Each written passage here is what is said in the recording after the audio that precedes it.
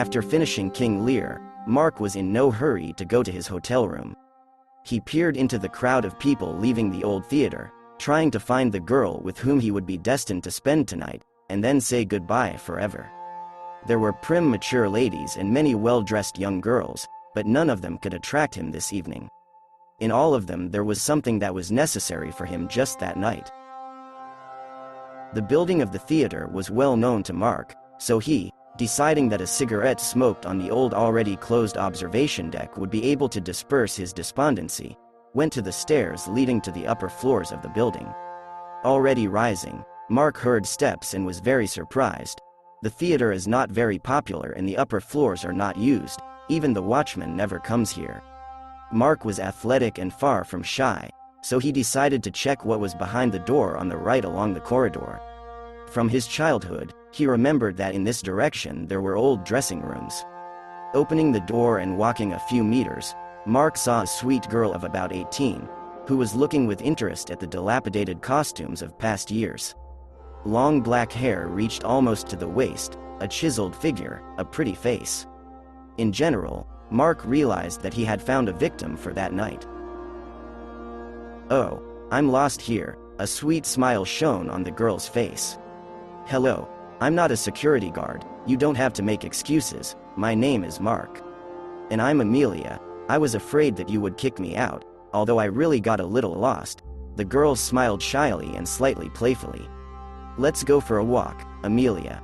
Maybe just Leah?" The girl quickly nodded. "Let me show you a magnificent view." "Come on, it's still good that you're not from the theater," and the girl ran past Mark, and, barely stopping in the doorway, whispered, "Let's go." Mark followed the girl up the stairs to the top floor. He looked back at his new acquaintance, and everything about her delighted him. At some point, he thought that it would be wrong to deprive such a pretty girl of innocence, but he immediately drove this thought away from himself. After all, this was not the first time for him. Having risen to the observation deck, they admired the beauty of the city for a long time. Mark tried to pull the girl close to him with his every movement. To Mark's surprise, she barely resisted.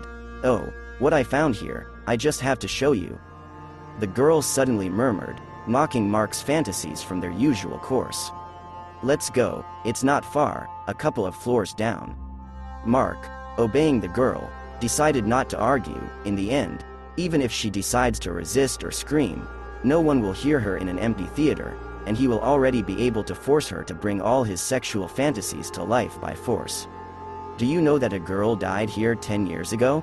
Leah suddenly asked sharply. Mark shook his head. The girl was here with her sister. They were playing catch-up, but suddenly her sister pushed her away. She lost her balance and fell from the canopies onto the scenery. Doctors did not have time to arrive and the girl died. "Why are you telling me all this?" "But why?" "They say that since then her ghost has been wandering here, which takes revenge on all living things, because the girl is furious that people are enjoying the life that she was deprived of at such a young age. According to rumors, one touch of her deprives a person of his soul, and he falls dead. It was because of this incident that the upper floors of the theater were deserted. The actors often saw a ghost here, so everyone fled from this terrible place. If it kills with a touch, then this is not a ghost, but a banshee, a dense spirit," Mark said smiling. "I also read fairy tales in my childhood." "Were you trying to scare me with this story?" "Not at all."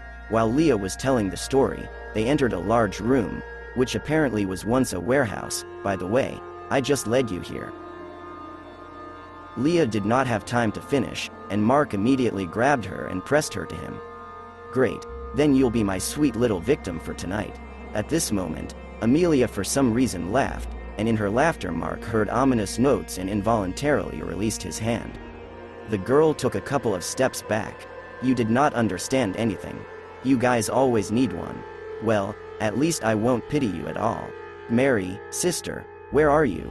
Suddenly, a little girl appeared from behind the girl, from which some strange glow was emitted. "But meet me, this is my sister Mary. She died here 10 years ago. I accidentally pushed her and now I can't forgive myself." With these words, the girl sat down on one knee and almost touched the ghost's cheek with her lips. "That's why I always bring her new toys, which you will become right now." Mark stepped back towards the exit. Have you already decided to leave? The girl laughed. You were just so hot, so insistent. Okay, run, run. My sister and I are very fond of catch-up. Mark ran to the exit. The banshee flew after him, and Leah, skipping like a little girl, galloped after them.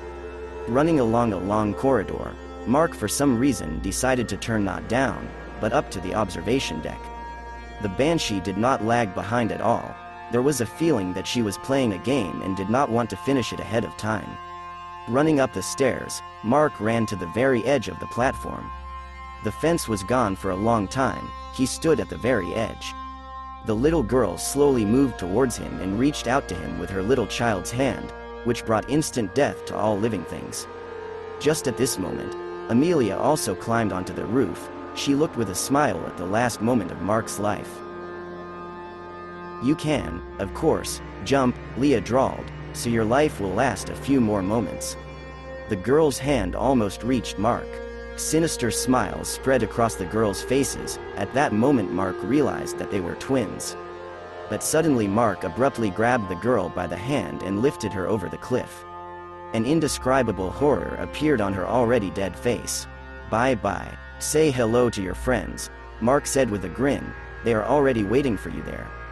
Mark unclenched his hand. The ghost of a girl with an inhuman scream began to fall. Amelia immediately darted towards them, trying to catch her sister, forgetting that touch would kill her. But it was too late. After flying a couple of floors, the ghost of a little girl with a grimace of inhuman fear disappeared into the air. Amelia cried. Mark picked it up and smiled sinisterly. Now his smile was more like a grin. Are you afraid of me? Mark asked, looking straight into his eyes. Yes, yes, Leah stammered. Do you want this to stop? Yes, yes. Will you give everything for this? Yes. As soon as the last sound broke from her lips, Mark pushed her down with force. Having flown all 7 floors, the girl's body fell onto a busy highway. She fell already dead. Her heart could not withstand such a shock. Mark stood on the observation deck and looked at her body. She looked as cute as she was then, in life. Mark sat down on the roof and lit a cigarette. Initially, he was just going to come here to smoke. 2 souls at a time, and also caught a banshee? Exclamation mark. And you're not bad. A silhouette of a man appeared out of the darkness. Will you smoke? Mark asked and held out a pack of cigarettes to the side. Why not? The man came out of the darkness and sat next to Mark. He took a cigarette and it lit up in his hand. Strange. You did not take advantage of her innocence before sending her soul to the underworld, and it was because of this that you yourself ended up there, the stranger grinned. Well, after all, now I'm a demon, not some kind of person, Mark said and looked to the side where the stranger had just been sitting. Mark finished smoking his cigarette. Thank you for your attention. Subscribe to the channel.